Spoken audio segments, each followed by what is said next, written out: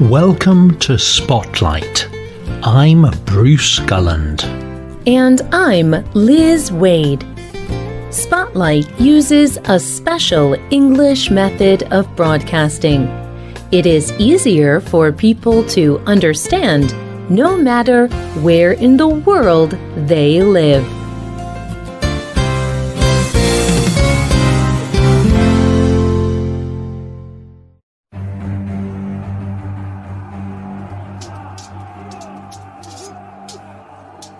It was 1191. Duke Leopold V of Austria was in a battle. After the battle, he took his cloth coat off. It was covered in blood from the battle. But there was one stripe of white on his coat. It was white underneath the belt he was wearing around his waist. He liked the design. So he made this design into a flag. It was red with a white stripe in the middle.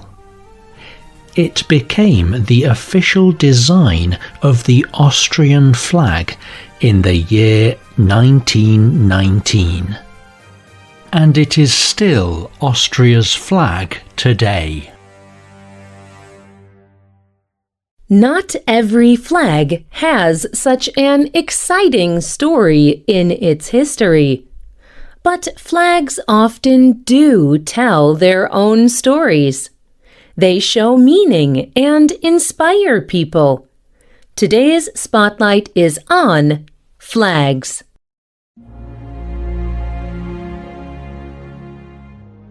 People who study history believe that the first people to use flags lived in ancient Egypt. Egyptians made the first flags by tying long pieces of cloth to the end of very long poles. They carried these long poles when they fought in battles. They believed that their flags would please their gods and help them win the battles. The flags were also very useful. One soldier had the special job of carrying the flag. Generals watched the flag to know where their soldiers were. Flags also showed which way the wind was blowing. This helped soldiers aim their arrows. But flags had an even more important purpose in battle. Flags were a sign of the people. A flag showed other people who was fighting in a battle. Each group fighting in a battle carried a different colour flag.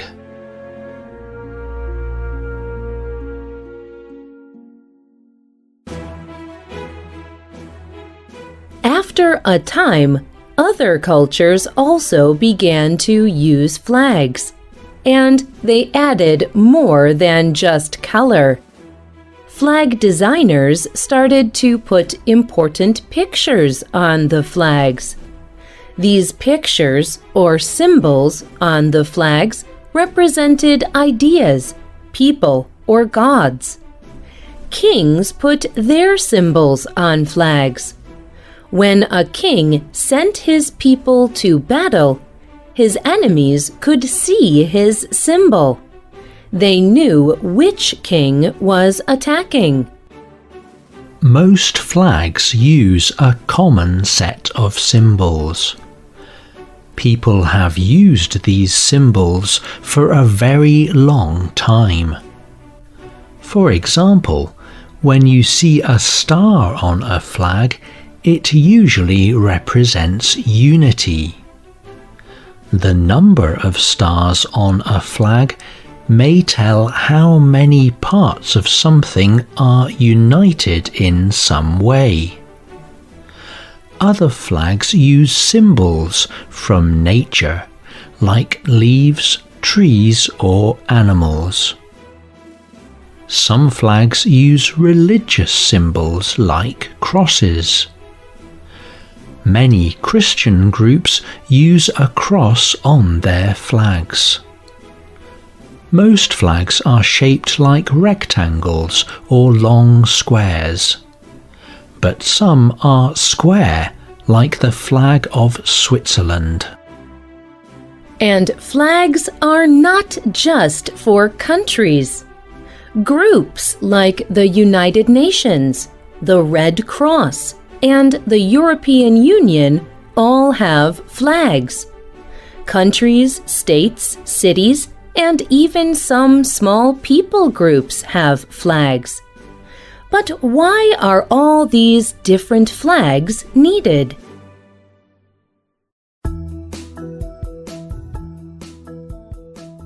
Flags are very good at communicating messages. But flags do not communicate with language. They do not need words to send a message. Instead, flags communicate with colours, symbols, and design. A person can read the message of a flag just by looking at it. Each flag's colour, symbols, and design represent the people, government, land, or ideas in a country or group. Think about your flag. You probably know what the colours and symbols on your flag mean. Here are a few examples of how flags use symbols and colour to send their messages. The symbol on the Lebanese flag is a cedar tree. The cedar tree is a very popular tree in Lebanon. The flag tells other people that this is an important tree in Lebanon. Flags also represent values and ideas by using colour. The flag of Libya is only one colour. It is green. But this colour represents an important idea for the people of Libya. Green is a traditional colour of Islam. Islam is Libya's national religion. The green flag tells people who do not live in Libya that many people in Libya practice Islam.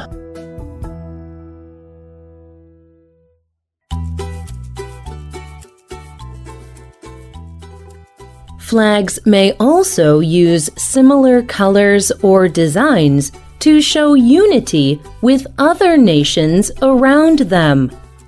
Guatemala, El Salvador, Honduras, Nicaragua, and Costa Rica all use the colors blue and white in their flags. Before 1838, these countries were joined together as the United Provinces of Central America. When they separated, each country chose a new flag design. But each new flag design was a version of the old design. These 5 separate South American flags all have a white stripe between 2 blue stripes. The white stripe represents land, and the blue stripes represent 2 oceans. But each flag has different symbols on it. So the flags look similar, but they are all very different.